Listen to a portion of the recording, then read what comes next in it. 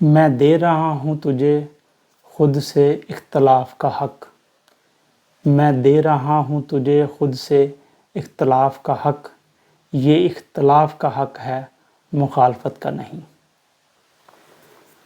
ہڈیوں اور گوشت سے بنے ہوئے ہم سب انسان بظاہراً ایک جیسے ہی ہوتے ہیں، لیکن جو چیز ہمیں ایک دوسرے سے مختلف کرتی ہے اسے ہم کہتے ہیں نقطۂ نظر۔ انگلش میں اس کے لیے لفظ استعمال ہوتا ہے پرسپیکٹو۔ نقطۂ نظر یا پرسپیکٹو یہ بنیادی طور پر وہ زاویہ ہے، وہ اینگل ہے جس کے ذریعے ہم دنیا کو اور صورتحال کو دیکھتے ہیں۔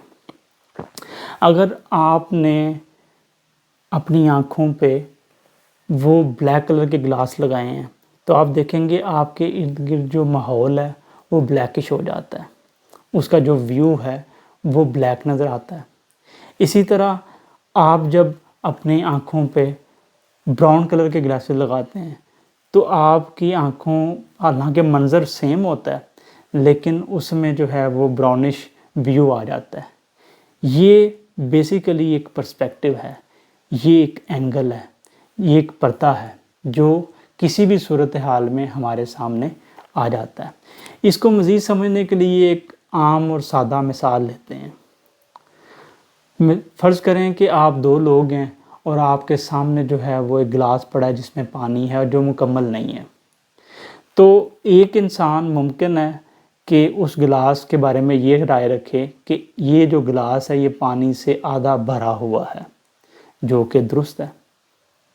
اسی طرح کوئی دوسرا انسان وہ ممکن ہے اس گلاس کے بارے میں یہ خیال کرے کہ یہ گلاس جو ہے یہ آدھا خالی ہے، یہ بھی درست ہے۔ اس سے میں آپ کو منفی سوچ اور مثبت سوچ نہیں سمجھانا چاہ رہا، میں آپ کو یہ بتانا چاہ رہا ہوں کہ یہ بنیادی طور پر یہ پرسپیکٹو کا ڈیفرنس ہے، کیونکہ ایک شخص نے اس کو اس اینگل سے دیکھا ہے کہ ہاف گلاس بھرا ہوا ہے اور دوسرے انسان نے اس کو اس اینگل سے دیکھا ہے کہ ہاف گلاس خالی ہے، اور دونوں ہی درست ہیں۔ اس کا مطلب یہ ہے کہ ایک ہی صورتحال میں اگر دو مختلف لوگ دو مختلف رائے رکھیں تو وہ دونوں بھی درست ہو سکتی ہیں۔ تو کرنا کیا چاہیے؟ ہمیں ایک دوسرے کی رائے کا احترام کرنا چاہیے۔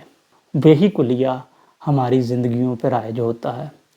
کبھی کبھی ہم کسی صورتحال کے بارے میں اپنی ایک رائے بناتے ہیں، اپنا ایک نقطہ نظر بناتے ہیں اور پھر اس پہ ڈٹ جاتے ہیں کہ صرف میں ہی درست ہوں، حالانکہ ایسا نہیں ہے۔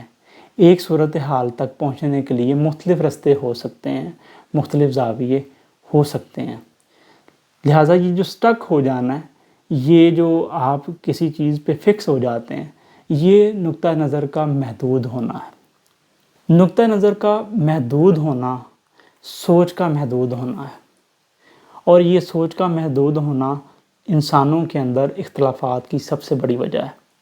اور بسا اوقات جب ہم بالکل اپنی ہی بات پہ اور اپنے ہی نقطہ نظر پہ اٹک جاتے ہیں اور کسی دوسرے کے نقطہ نظر کو سمجھنے کی کوشش ہی نہیں کرتے تو اس سے اختلافات بڑھ جاتے ہیں اور آپسی نفرت جو ہے وہ پیدا ہو جاتی ہے۔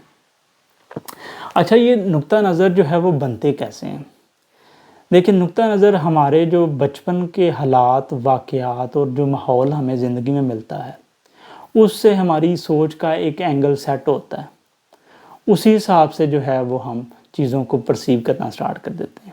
کیونکہ ہم سب انسانوں کے حالات مختلف ہیں، مزاج مختلف ہیں، فطرت مختلف ہے، اور جو ہمارے ارد گرد کا ماحول ہے وہ مختلف ہے، اس وجہ سے ہمارا نقطہ نظر مختلف ہو سکتا ہے۔ اس میں کوئی بہت بڑی بات نہیں ہے۔ نقطہ نظر کو ہم کنٹرول نہیں کر سکتے کیونکہ ہمارا بچپن ہمارے کنٹرول میں نہیں ہوتا، ہمارے حالات، ہمارے معاملات ہمارے کنٹرول میں نہیں ہوتے، لیکن ہم اس کو وسیع ضرور کر سکتے ہیں۔ ہم اپنے نقطہ نظر کو براڈ ضرور کر سکتے ہیں، ہم اپنے نقطہ نظر کو بدل ضرور سکتے ہیں۔ نقطہ نظر کو وسیع کرنے کا جو ایک زبردست طریقہ ہے وہ یہ ہے کہ آپ جو ہے وہ اپنے آپ کو دوسروں کی جگہ پہ رکھ کے سوچیں۔ ایک کہاوت ہے کہ اپنے پاؤں کو دوسروں کے جوتوں کے اندر ڈال کے دیکھیں کہ وہ کیسا محسوس کر رہے ہیں۔ تو جب آپ اپنے آپ کو کسی دوسرے کی جگہ پہ رکھیں گے تو آپ دنیا کو اس کے اینگل سے دیکھیں گے، پھر شاید آپ کو کوئی اس کا مختلف رستہ بھی نظر آئے کہ آپ کی رائے فائنل رائے نہیں ہے، اس کا پرسپیکٹو بھی درست ہے۔ سو پرسپیکٹو کا سمجھ لینا جو ہے، یہ جو نقطہ نظر ہے اس کا سمجھ لینا ہمارے آپسی اختلافات کو کم کرنے میں ہمارا بہت زیادہ کردار ادا کرتا ہے۔